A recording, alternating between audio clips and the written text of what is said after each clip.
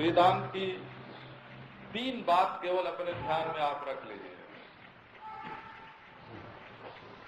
हम जिसको मैं बोलते हैं, हम सब लोग, सर्वनाम है ये, सबका अपना नाम मैं है ना, सबका अपना नाम मैं है, इसीलिए इसको सर्वनाम बोलते हैं। संस्कृत भाषा में इसको अस्मत् शब्द को सर्वनाम बोलते हैं। इसी में से अस्मिता निकलती है, इसलिए इसको अस्मत् बोलते हैं। अस्मत् माने मैं, क्योंकि इसमें से अस्मिता निकलती है। अस्मेर भाव अस्मिता, अस्मि, अस्मति इति अस्मत्, अस्मि भावम आपद्यते इति अस्मत्। अस्मत्, जो अस्मि बने उसका नाम अस्मत्, मैं। तो वेदांत की पहली बात क्या है कि किसी भी परिच्छिन्न वस्तु में अपने मैं को मत जोड़ो, वहां से विवेक करके निकाल दो, ये पहली बात है।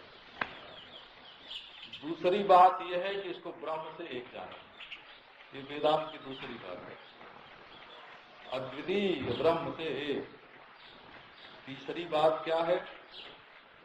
वेदांत की तीसरी बात यह है कि जो कुछ दिख रहा है, प्रत्यक्ष, परोक्ष, अपरोक्ष, जो कुछ मालूम पड़ रहा है तो सब ब्रह्म रूप आत्मा से अलग नहीं है, सब अपने ही स्वरूप से है।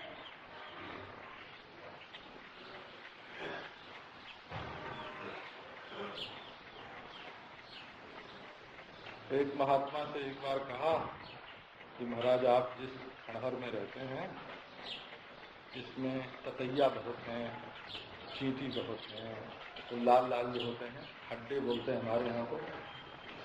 ततैया की 2 जात होती है, एक पीली एक लाल। तो लाल जो है वो ज्यादा भयंकर होती है। तो हमने कहा महाराज हम इनको सबको निकालते हैं यहाँ से, कभी आपको काट लें तो बड़ी तकलीफ लेंगे और धुआं कर लेंगे, केरासिन के तेल डाल के आग लगा देंगे। तो क्या बोले कि देखो, मैं तो जानता हूँ कि ये जो मकान है गिरा हुआ, ये मैं नहीं हूँ, मेरा नहीं है। और ये बेचारे ततैये, ये चींटी, ये चींटा, ये मच्छर, ये मक्खी, ये बेचारे तो नहीं जानते हैं कि ये मेरा नहीं, ये तो इसको पूरी तरह से मेरा समझ। तो मेरा इसमें रहना अन्याय है और इनका रहना ही इसमें न्याय है।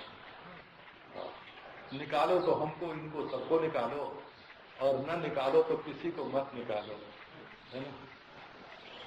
हम सब इसमें रह रहे हैं एक ही तरीके में। एक बार तो एक महात्मा क्या ऐसा हुआ, एक आदमी चोरी करता हुआ पकड़ा गया हो। तो कहोगे कि क्या व्यवहार है? अरे बाबा, व्यवहार तो अपना अपने पास रखो, उसको हम काटते थोड़े ही हैं। पर महात्माओं की कितनी उदार दृष्टि होती है इसका नमूना बताते हैं। किसी ने कहा महाराज ये चोर पकड़ा गया, चोरी करते हुए पकड़ा गया, आश्रम का आदमी, इसको आश्रम से निकाल दिया जाए। तो बोले कि बाबा हम कमंडल लेके यहाँ से जाते हैं, इस आश्रम से हमारा क्या लेना देना है? इस आश्रम से हमारा क्या लेना देना है? ये कोई हमारा थोड़ा ही है। कितनी उदार दृष्टि है। दोनों हाथ से पकड़ के एक दुष्ट व्यक्ति ने, हम तो दुष्ट ही बोलेंगे उसको, चाकू से नाक पर प्रहार कर दिया महात्मा ने। सिर्फ 200 रुपया मांगता था कि हमको किसी सेठ से दिलवा। उन्होंने कहा भाई कोई सेठ अगर पूछे कि हम इसको 200 रुपया दे दें तब तो हम कह देंगे कि दे दो, लेकिन हम अपनी ओर से नहीं कहेंगे कि इसको 200 रुपया दे दो। ये उसको समझाया, क्योंकि हम कभी किसी को कहते हैं।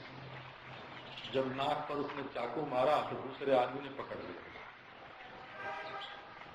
पकड़ लिया तो झट उसको दोनों हाथ से पकड़ के अपने गले से लगाया और बोले इसको दूध पिलाओ, ये तो हम ही हैं, ये कोई दूसरा थोड़ी है। तो ये असल में है सर्वात्म भाव, इसका नाम सर्वात्म भाव है। वो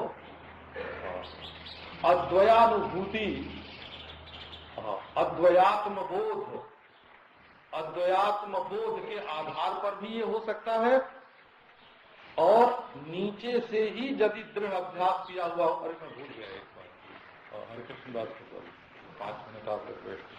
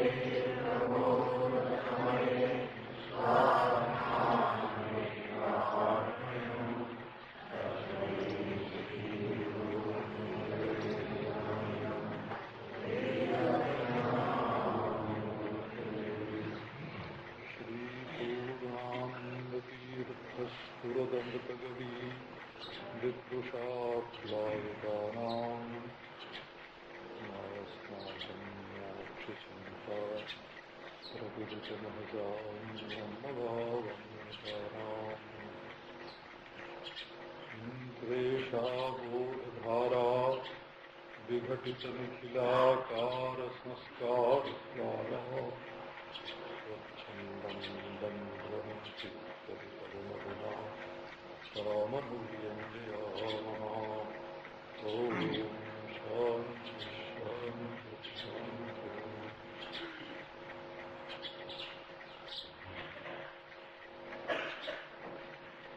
एक बार श्री भैया बाबा जी महाराज से किसी ने पूछा कि आप भक्ति को मानते हैं कि नहीं मानते? मानते हैं।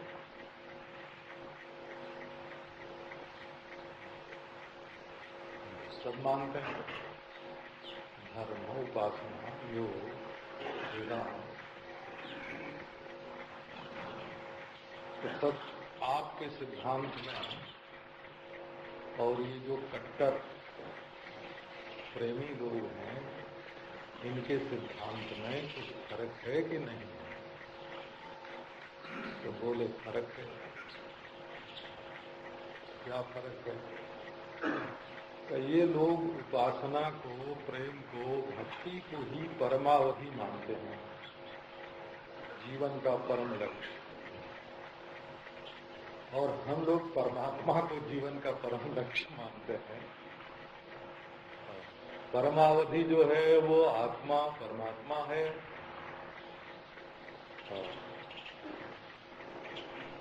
तो ये दोनों में अंतर है। भक्ति साधन है और परमात्मा जो है वो सिद्ध फल है। एक उदाहरण आपको सुनाया मान्यता।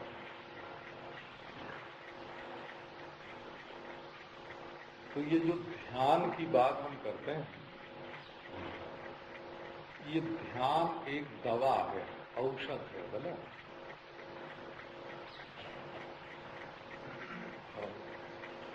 ये बिल्कुल न करने का भी नहीं है,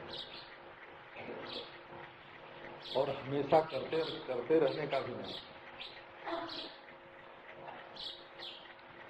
ये तो औषध है।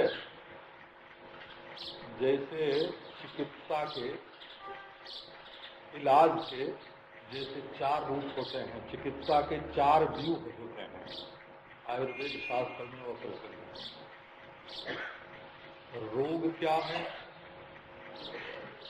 रोग का कारण क्या है, रोग का निवारण क्या है, और रोग के निवृत्त होने पर स्वस्थता क्या है। ये आयुर्वेद में 4 स्थिति रोग की मानी जाती है। बीमारी क्या है, किस वजह से हुई, वो कैसे मिटेगी, और मिटने पर क्या स्थिति होती है।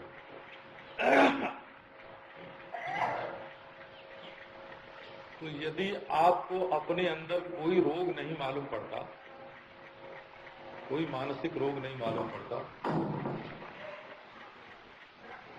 आपको तकलीफ देने वाली कोई चीज आपके मन में नहीं है, तो आपको दवा करने की जरूरत ही नहीं है।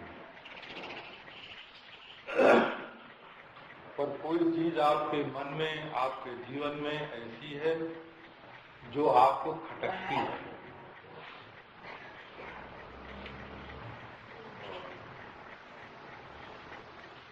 तो सिर में दर्द होता है, पेट में दर्द होता है, आंख में दर्द होता है, तो उसकी दवा करनी चाहिए। तो आपके मन में कोई पीड़ा है,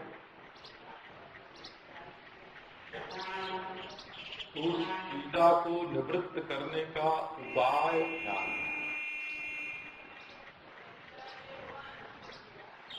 सहज स्थिति प्राप्त करने का उपाय भी ध्यान है, स्वस्थ होने का उपाय ध्यान है, और जो आदि व्याधि आपके मन में लगी हुई हैं उनके निवारण का उपाय भी ध्यान है। माने मन में जो दोष हैं उनको मिटाने का साधन ध्यान है, और अपने सहज स्वरूप में बैठने का उपाय ध्यान है। उपादाया विजेहेया उपायास्ते प्रकीर्तिता, जिन्हें पहले स्वीकार किया जाए और बाद में छोड़ दिया जाए उसका नाम उपाय होता है। उपादाया विजेहेया उपायास्ते प्रकीर्तिता।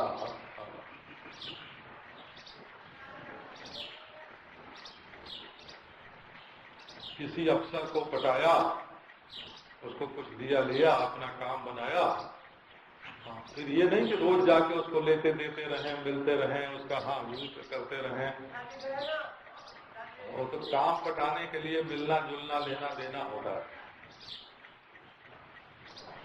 उपादाया विजेहेया उपायास्ते प्रकीर्तिता, उपाय उसको कहते हैं जो पहले उपादान करें, ग्रहण करें, स्वीकार करें और बाद में छोड़ दें। यहाँ तक कि बोलते हैं असत्य वर्तमान स्थित्वा ततः सत्यम समीहते। उपाय सब सच्चे हों ये जरूरी नहीं है।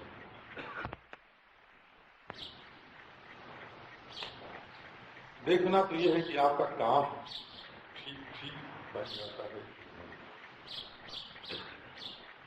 उपाय झूठे का एक उदाहरण बताओ।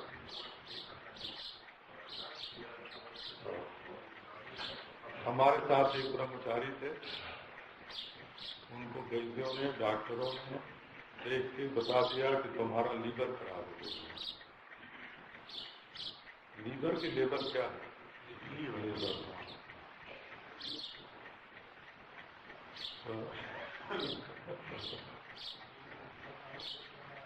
अब चाहे लीवर बिगड़े चाहे लेबर बिगड़े, शरीर का स्वास्थ्य तो खराब होता ही, रोग तो होता ही। तो बहुत दवा की गई, यहाँ तक कि हमारे जेके वाले फ्रांस से एक औषध ले आए, उससे वो ठीक हो जाएगा, पर ठीक नहीं हुआ।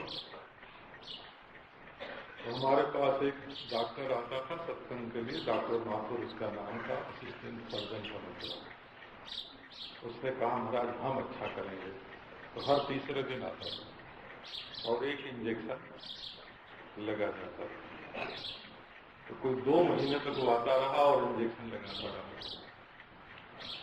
अच्छा हो गया, बिल्कुल लीवर अच्छा हो गया। उसके बाद उसकी बदली हो गई, गोरखपुर चले गए। तो मैं ये भागवत का अनुवाद दूसरी बार सुना था, तो सन्यासी होने के बाद गए, तो वहाँ सर्जन था। एक दिन भोजन करने के लिए ले गया अपने घर, तो मैंने उसको धन्यवाद दिया कि तुमने हमारे ब्रह्मचारी का रोग दूर कर दिया, लीवर अच्छा कर दिया।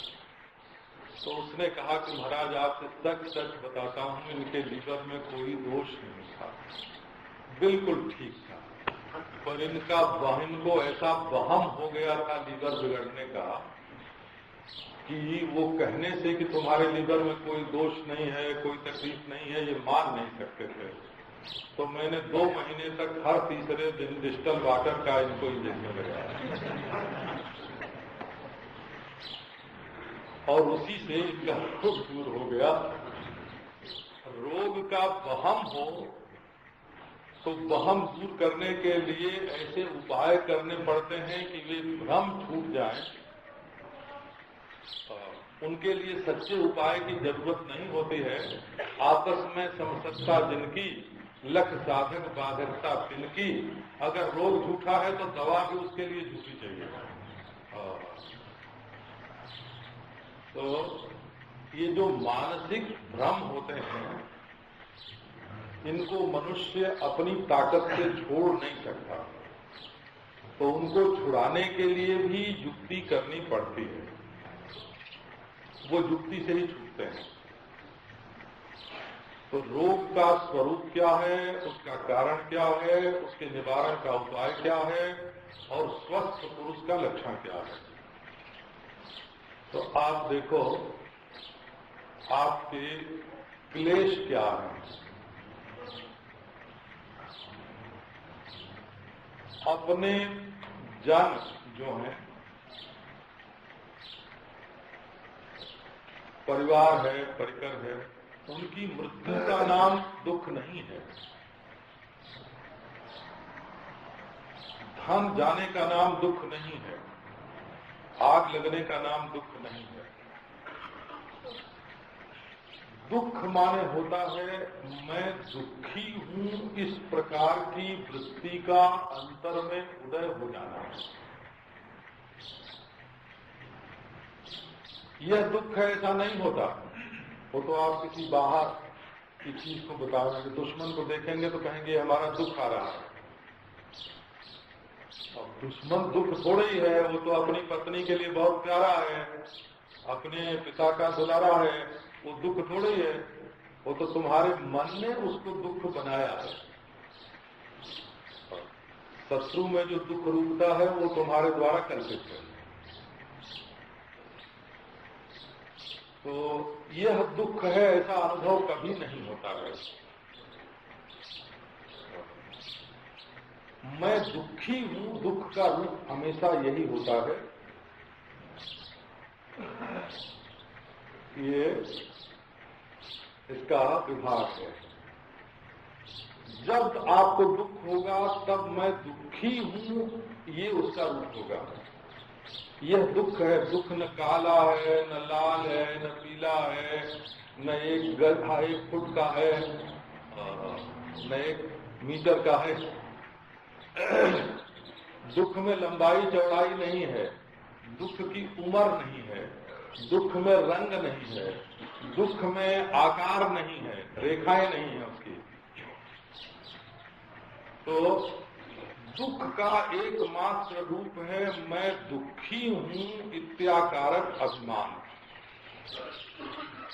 उस अभिमान के उदय होने में बाहर की चीज कोई निमित्त हो सकती है। कोई मर सकता है, कोई बिछुड़ सकता है, तो मैं दुखी हूं ऐसा आप मान बैठेंगे। अगर उससे 2 दिन पहले लड़ाई हो गई हो तो उतना दुख नहीं होगा। आपके घर में कोई ऐसा बही खाता हो जो पुलिस या इनकम टैक्स के अफसरों के पकड़ लेने पर हानि की संभावना हो, तो उसकी चोरी जाने पर तकलीफ होगी, तो आराम मिलेगा कि चलो चोरी चली गई। अच्छा, हमारा रजिस्टर पकड़ा जाता तो बहुत नुकसान होता। अच्छा हुआ रजिस्टर ही चोरी चला गया। आग लगा देते हैं लोग।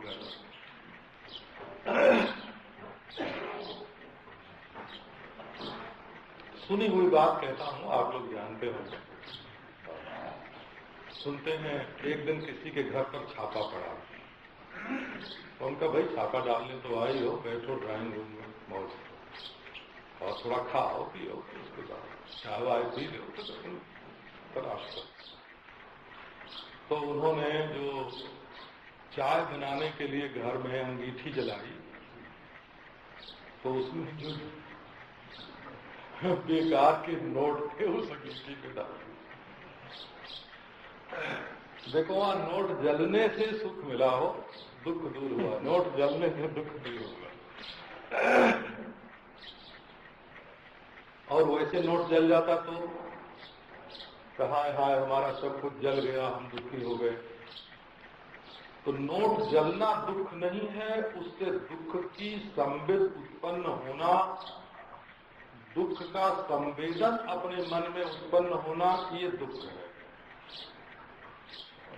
मैं दुखी हूं, उस दुख के साथ, दुख के निमित्त के कारण उदय होने वाली वृद्धि के साथ तादात्म्यापन्न हो गए। वेदांत की बात समझने में थोड़ी कठिनाई होती है। दुख को आभास भास से नहीं माना जाता, वेदांत में साक्षी भास से माना जाता है। ये उनका पारिभाषिक शब्द है। जैसे ये रुमाल है ना, तो ये आभास भास से है, माने आंख के द्वारा परिच्छिन्न जीव चैतन्य इस रुमाल को देख रहा है।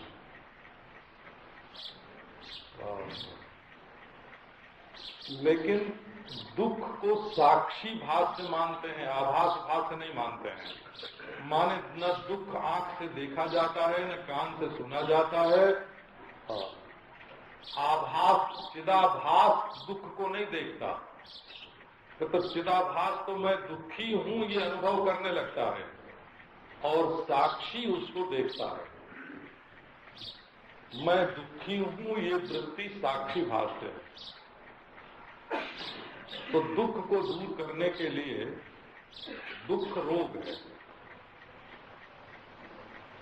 और उसकी वजह अगर ढूंढें तो या तो आप कोई दुनिया की चीज चाहते होंगे कि ये चीज हमको मिले और वो नहीं मिली होगी, ये न मिले ऐसा चाहते होंगे और मिल गई होगी, और या कुछ भोग की इच्छा होगी वो पूरी नहीं हुई होगी, या आपने कोई सपने संजोए होंगे, है ना, कॉलेज में पढ़ते समय कि हमको ऐसी पत्नी मिलेगी, हमको ऐसा पति मिलेगा, ऐसी मोटर मिलेगी, ऐसा मकान मिलेगा, और वो स्वप्न भंग हो गया होगा, मनोराज्य टूट गया होगा। हम एक रात में करोड़पति हो जाएंगे, सोच के सट्टा किया होगा और दूसरे दिन दीवाना निकल गया होगा। क्योंकि ये मनोराज्य तो बिल्कुल अपुष्ट होते हैं ना, अपुष्ट। लोग अपने मन में आई हुई बात को सच्ची मान बैठते हैं। तो आपको दुख कहां से आया होगा? चीज चाहते होंगे नहीं मिली होगी, भोग चाहते होंगे नहीं मिली होगी, सपना संजोया होगा नहीं मिली होगी, या आपके अभिमान पर कहीं से चोट पड़ गई होगी। आप मानते होंगे अपने को बड़ा भारी बुद्धिमान विद्वान, और किसी ने मूर्ख सिद्ध कर दिया होगा, बेवकूफ बना दिया होगा। एक सज्जन है, उनको टेलीफोन करके किसी ने बेवकूफ बना दिया, बोला बंबई से, और उनको मालूम पड़ा कि ये बोल रहा है आसाम से, हैं? बोला ये तो हमारा रिश्तेदार है, पूज्य है, पुराना, बहुत वर्षों से नहीं मिले। वो कह रहा है कि हमारा आदमी बंबई स्टेशन पर चोरी हो जाने के कारण बहुत व्याकुल है, उसको पैसा दे आओ। अब बेचारे जाके दे आए तो बाद में मालूम पड़ा कि न वो आसाम का फोन था, न उनके रिश्तेदार का था, वो तो बेवकूफ बन गए हैं। तो दुख कहाँ से आता है? अपने को बहुत बुद्धिमान समझने वाले को जब कोई बेवकूफ गिफ्ट बना देता है तब वो दुखी होता है। अब हम लोगों को तो दिन भर में 8-10 बार लोग बेवकूफ बना जाते हैं, तो बेवकूफ बनने का भी दुख नहीं होता है। बोले ये लोग न रहे, तो आदत पड़ गई, बेवकूफ बनने की आदत पड़ गई, उसको भी सहन करते। तो असल में दुख आता कहां से है? ये बुद्धि में निर्मलता न होने से दुख आता है। बुद्धि साफ नहीं है, देह में मैं करके बैठी है, दुश्मन को मार डालना चाहती है, दोस्त को हमेशा हर समय गले से लगाए रखना चाहती है,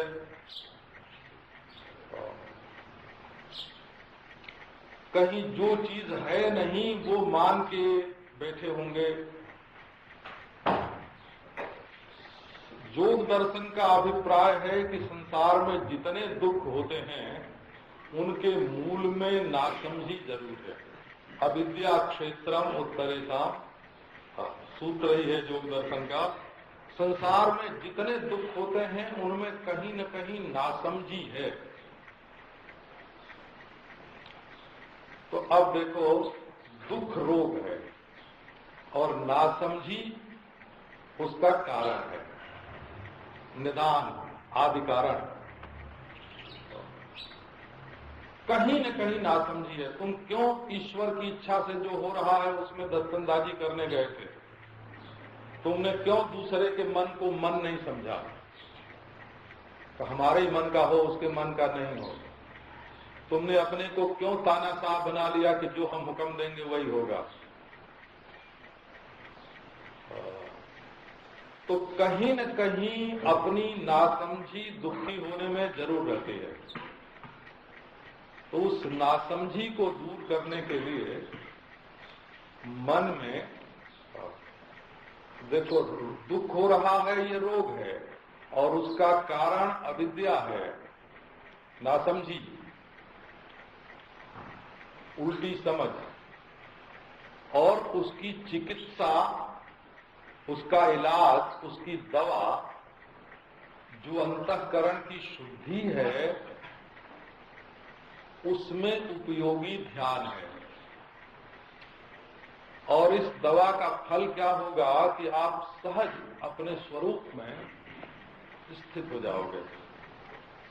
मैं दुखी हूं, ये अभिमान होना जब मिट जाए, जैसे आपको अभिमान है कि मैं धनी हूं, मैं सुंदर हूं, मैं बुद्धिमान हूं, मैं विद्वान हूं, हमारे पीछे लाखों भेड़ें चलती हैं, ऐसा होता है।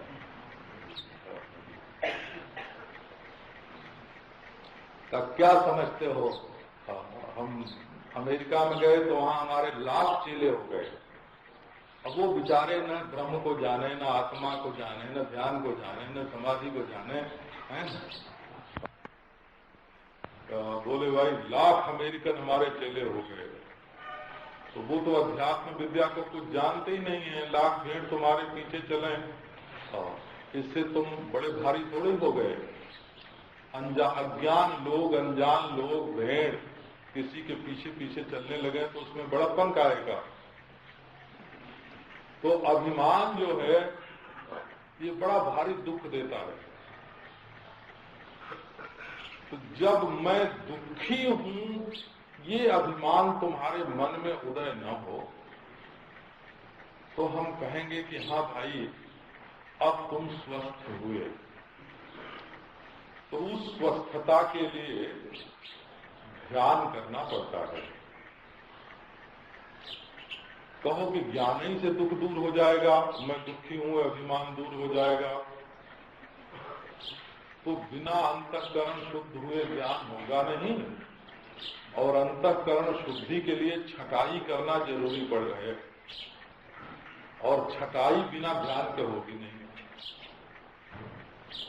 जब अपने में बैठोगे तब दूसरा छूटेगा, छटाई होगी। जब भगवान में बैठोगे, भगवान के ध्यान में बैठोगे, तब दूसरे का ध्यान अपने आप छूट जाएगा। लेकिन जो केवल अभ्यास से ही बैठते हैं उनका उतनी ही देर के लिए छूटेगा जितनी देर अभ्यास करेंगे। और जो सहज स्थिति में हो जाएंगे उनका हमेशा के लिए छूट जाएगा। तो आओ ध्यान की बात फिर से प्रारंभ करते हैं। ये तो ध्यान की आवश्यकता और ध्यान का महात्म्य हुआ। ध्यान होता क्या है? तो ध्यान में ऐसा आप समझें कि जैसे आप किसी मोटर में बैठकर यात्रा कर रहे हैं परंतु आपकी मोटर में ब्रेक नहीं है।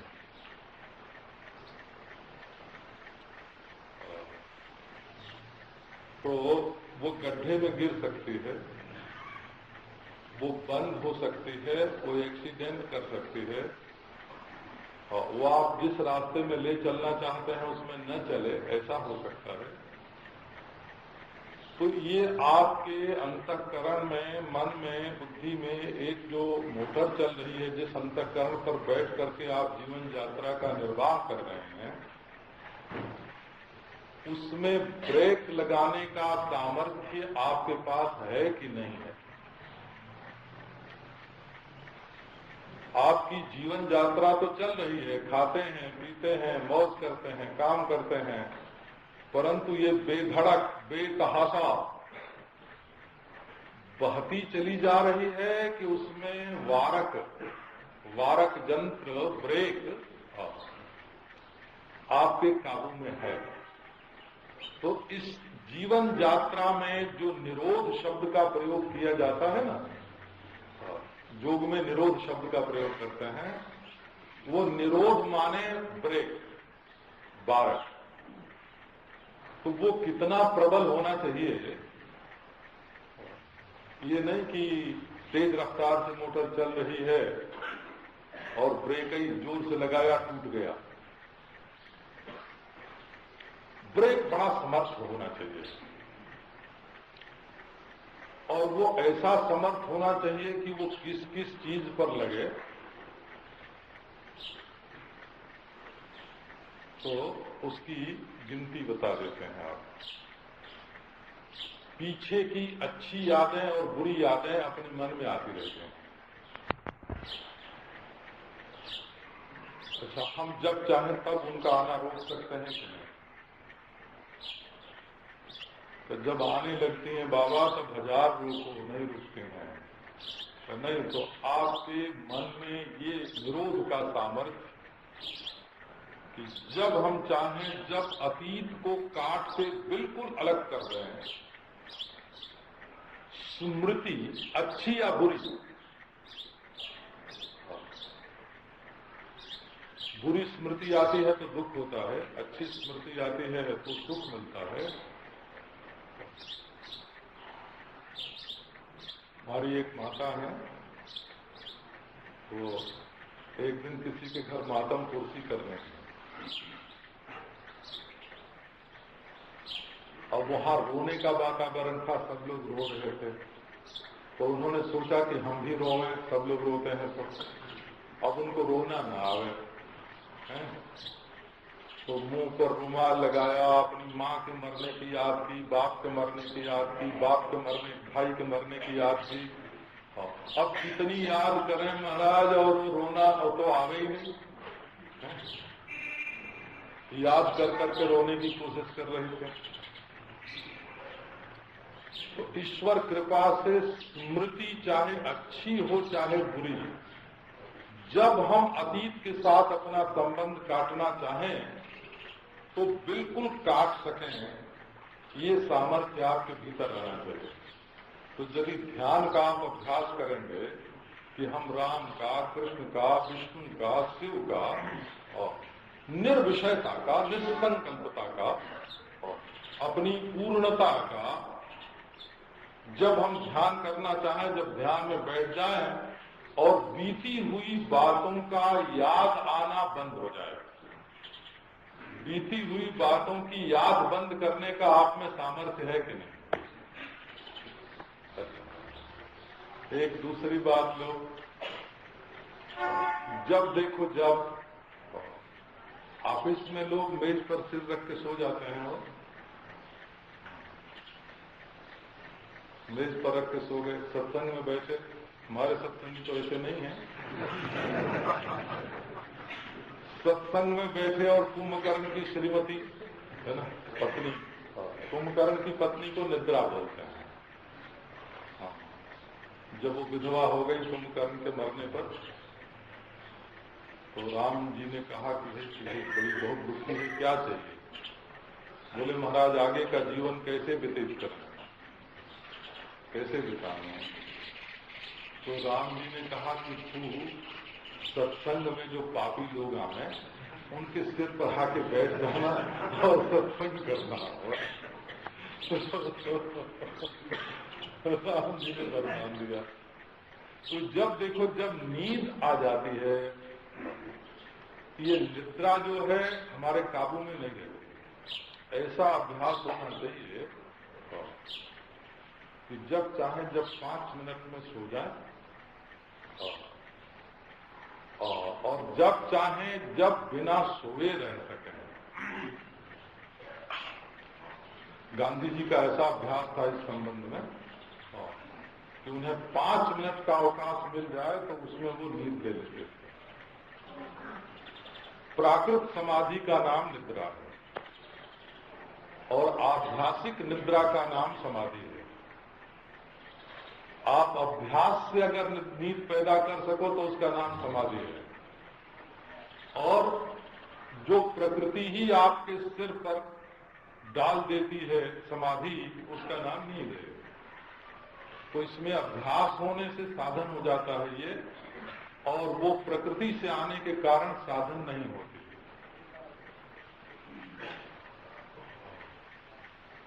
निद्रा। और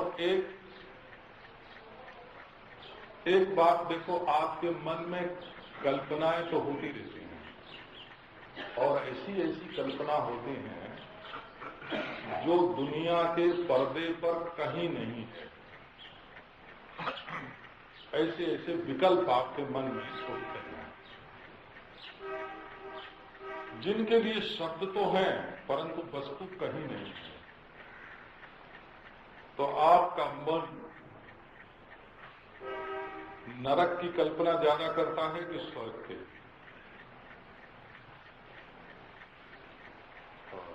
आगे होने वाले सुख की कल्पना ज्यादा करता है कि दुख की? ये काल का जो भविष्य है वो वर्तमान काल की कल्पना है। जैसे भूत की दृष्टि से भविष्य ही वर्तमान होकर आया है, ऐसे वर्तमान ही भविष्य बन के दिखाई पड़ता है। तो वो भूत के संस्कार उसमें मिले हुए होते हैं, आगे ऐसा होगा, ऐसा होगा, ऐसा होगा। होगा कि नहीं होगा ये आपको मालूम नहीं है, पर सोचते हैं ऐसा होगा, ऐसा होगा। बीतेगी रात, उगए गो प्रभाकर, रात बीतेगी दिन उगेगा, कमल की कली खिलेगी और हम खूब पेट भर भर के रस पिएंगे। ऐसी कल्पना कर रहा था वो भौरा, कमल की कली में बंधा हुआ। रात्रिर्गमिष्यति भविष्यति सुप्रभातम भास्वानुदेश्यति हसिष्यति पंकजश्री इत्थम विचिंतयति कोश गते द्विरेफे। वो भौरे के मन में विकल्प हो रहा था, कमल की कली मुस्कुराएगी सुबह होने पर और हम खूब छक छक के रस पिएंगे। रहगो मन को मन में मन सुगो, इत्थम विचिंतयति कोश गते द्विरेफे। हा हंत हंत नलिनीम जग उज्जहार। हाथी ने आके कमल को उखाड़ा और अपने मुंह में डाल दिया। तो कुछ ऐसी बातों की कल्पना अपने मन में होती रहती है जो धरती के पर्दे पर कहीं नहीं है, कभी हुई नहीं। ऐसी अनेक चीजें हैं जिनकी कल्पना तो हमारे मन में है पर वो चीज नहीं। शब्द ज्ञानानुपाती वस्तु शून्यो विकल्प। तो ये जो संकल्प विकल्प मन में होते हैं, इनको ये बड़े दुख देते हैं। वो जब संकल्प के अनुसार नहीं होता है तो बड़ा दुख होता है। हाय हाय हमारा संकल्प करते। दिल्ली में एक आदमी समाजी सज्जन है, तो वो लोग ज्योतिष मुहूर्त तो मानते नहीं है, मुहूर्त ज्योतिष से फलित करना। तो उन्होंने निश्चय किया कि ब्याह है लड़के का, तो अपने आप ही निश्चय किया 7 बजे यहाँ से बारात निकलेगी, 1 घंटे रास्ते में रहेगी, 8 बजे पहुंचेगी, द्वार चार होगा, 9 बजे ब्याह हो जाएगा। अब महाराज क्या हुआ कि बैंड वाले जो हैं वो 7 बजे नहीं आए,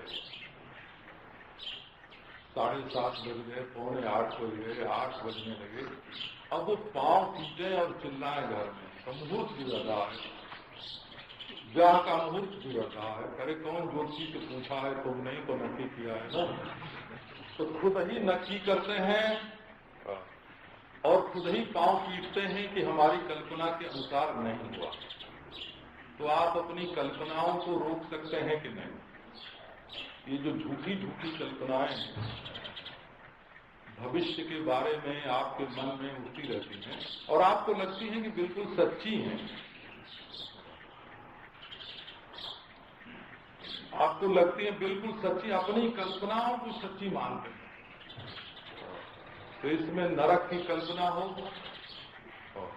तब तो आप उसी समय दुख का दर्शन करेंगे, और स्वर्ग की कल्पना हो तो उसी समय सुख का दर्शन करेंगे, और वैकुंठ की कल्पना हो तो शांति का अनुभव करेंगे। लेकिन आपके मन में ये जो कल्पना की गति है, इस पर आप ब्रेक लगाने में समर्थ हैं कि नहीं, कि जब चाहें और तब इनको बंद कर दें, इनको छोड़ दें।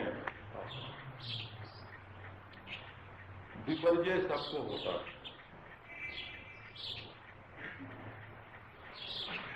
विपर्जय माने किसी चीज को उल्टी समझ बैठना, और बहुत बार उल्टी समझते हैं,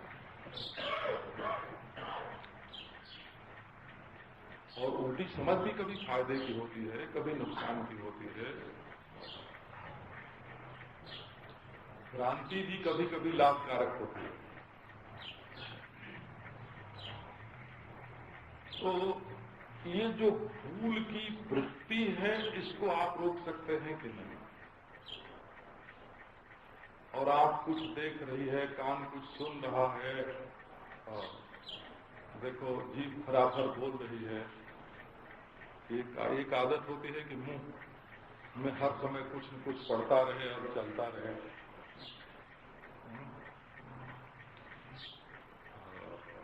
देखो तम्बाकू पैदा करने वाले प्राय तम्बाकू नहीं खाते हैं, पर जो खाते हैं और उनका मुंह हमेशा चलता रहता है। तो बोलने में बोलते रहना, खाने में खाते रहना, बैठने पर हर समय हाथ हिलाते रहना, आंख कहीं न कहीं दाएं बाएं चलती रहती है, कुछ नहीं तो कुछ न कुछ। हमारे एक सेठ कहते हैं कि बच्चे तो महाराज जब काम करने का समय होता है तो विविध भारती खोल के बैठ जाते हैं। रेडियो में आता है विविध भारती, काम नहीं करते हैं। कोई कहते हैं कि बच्चे तो महाराज 7 बजे शाम से लेके 9:45 बजे तक टीवी देखने में लगे रहते हैं, पढ़ना लिखना सब उनका छूट गया बच्चों का। घर में मारधाड़ आ गई, घर में प्रेम आ गया, मोहब्बत आ गई, बेटी और माँ दोनों बैठ के प्रेम के दृश्य एक साथ देखते हैं, मोहब्बत। तो ऐसे शिकायत करते हैं। तो हर समय आंख को कुछ देखने को मिले, हर समय कुछ सुनने को मिले, हर समय बोलने को मिले, हर समय खाने को मिले, हमारी इंद्रियां हर समय प्रवृत्त ही रहें, उनको निवृत्त। आप मोटर चला तो सकते हैं पर उसको रोक नहीं सकते। मोटर रुक तो गई लेकिन अब चल नहीं सकती, उसको दाएं बाएं घुमा नहीं सकते। आप मोटर के चालक तो बन गए लेकिन पीछे उसको हटा नहीं सकते, फोन पर मोड़ नहीं दे सकते। तो इसका मतलब है कि आपके मन की मोटर जो है वो आपके काबू में नहीं है। तो ध्यान का प्रयोजन क्या है? ध्यान का प्रयोजन है आपकी शांति में असीम शक्ति का उदय हो जाए। जहां शांति है वहां शक्ति का उदय होता है। और जहां अशांति है वहां शक्ति का क्षय होता है। तो ध्यान माने आपके भीतर जो ईश्वर की शक्ति है, पूर्णता की शक्ति है, जो आपके हृदय में ही भभकने वाली है, जिसका उद्गम स्रोत वो अखंड धारा शांति की, पूर्णता की आपके हृदय में प्रकट होने वाली है, उसके बंद दरवाजे को खोल देने वाला, उस अनंत सूर्य के प्रकाश को जो कि आपके हृदय में से ही फैलने वाला है, उसके स्विच को, बटन को दबा देने वाला अनंत प्रकाश आपके हृदय में हो जाए, उसके लिए दबाने का बटन है ध्यान। अनंत ज्ञान का भंडार खुल जाए,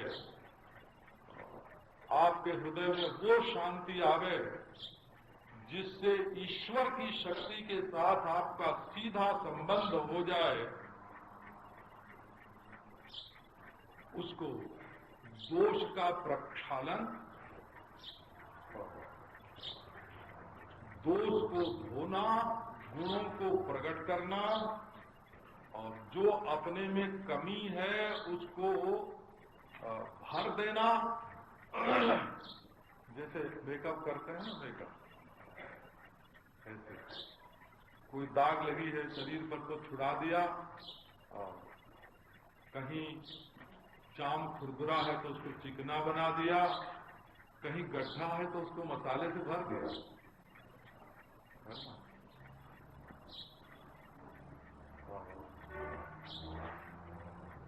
बाल काले हैं, बाल सफेद हो रहे हैं तो कोई काट के फेंक देते हैं, तो कोई देख न ले कि हमारे बाल सफेद हो रहे हैं। बाल को सुधाओ, बिखरे हुए हैं तो उनको सुधाओ, संवार दिया। हमारे पास एक ये यहाँ जो लगाते हैं ऐसे नहीं, हमारे पास एक सज्जन आए थे, बड़े आदमी हैं, अमेरिका में जाते हैं, ज्यादा आते जाते रहते हैं, तो उनके चाँद पर बाल नहीं थे, चाँद बिल्कुल साफ हो गई थी, तो अमेरिका में पीछे वाले जो बाल हैं उनको उखाड़ कर और यहाँ गाड़ दिया, जैसे धान रोकते हैं ऐसे रोक दिया। हमारे पास आए थे, तो मैंने कहा ये लगे रहेंगे? बोले हमेशा लगे रहेंगे। और बढ़ेंगे भी? कहा, बोले बढ़ेंगे भी, क्योंकि जैसे मैं रक्त के एक जगह से निकाला और दूसरी जगह में उसको गड़ा दिया तो रक्त के साथ संबंध हो गया, उनकी चाँद पर बाल हो गए। तो जहाँ बाल कम है वहाँ जोड़ देना, जहाँ सफेद है वहाँ काट देना, जहाँ बिखरे हुए हैं वहाँ संवार देना, ये ध्यान का काम है, आपके अंतःकरण का निर्माण। आप अपने तन को जैसे संवारते हैं वैसे अपने मन को संवारिए, और जिसका भीतर संवरा हुआ नहीं है हम उसकी बोली से पहचानते हैं। ये ध्यान की बात करता है, ये प्रेम की बात करता है, ये ध्यान की बात करता है, ये प्यारे प्यारे नंद दुलारे श्याम सुंदर की बात करता है, परंतु इसके हृदय में जो स्नेह होना चाहिए, इसकी वाणी में स्निग्धता नहीं है, इसकी उद्दंडता में प्रेम नहीं है, वो समझ में आता है। तो अपने शरीर को संवारने का, आप बाहरी चीज के संवारने का ध्यान करते हैं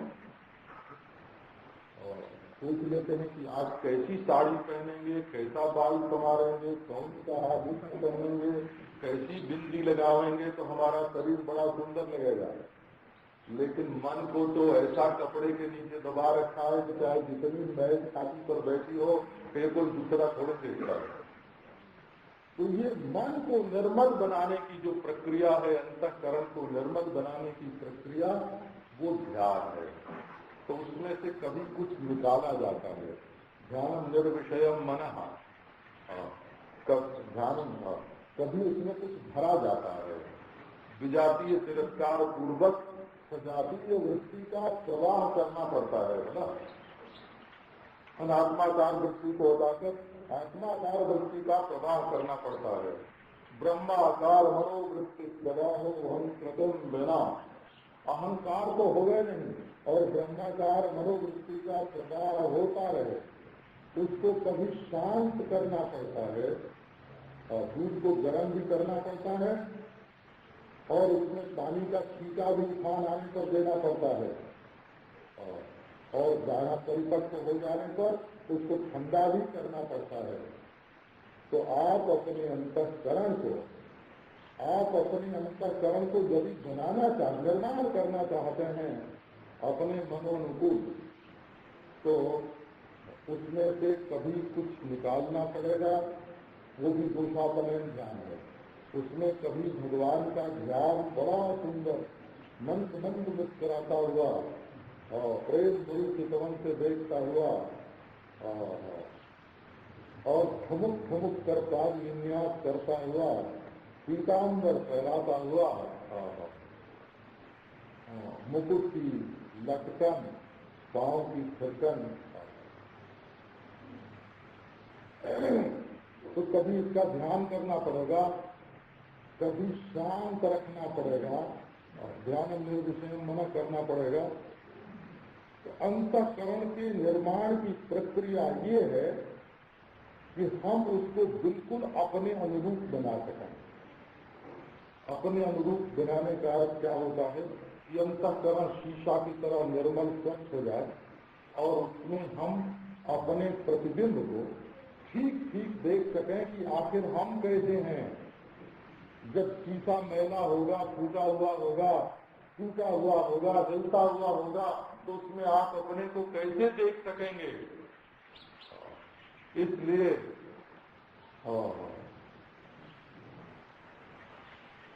तो कर्तृत्व का उल्लेख न हो, भोक्तृत्व का उल्लेख न हो, वासना न हो, शुद्ध शास्त्रिक अंतःकरण का दर्पण हो और उसमें प्रतिबिंबित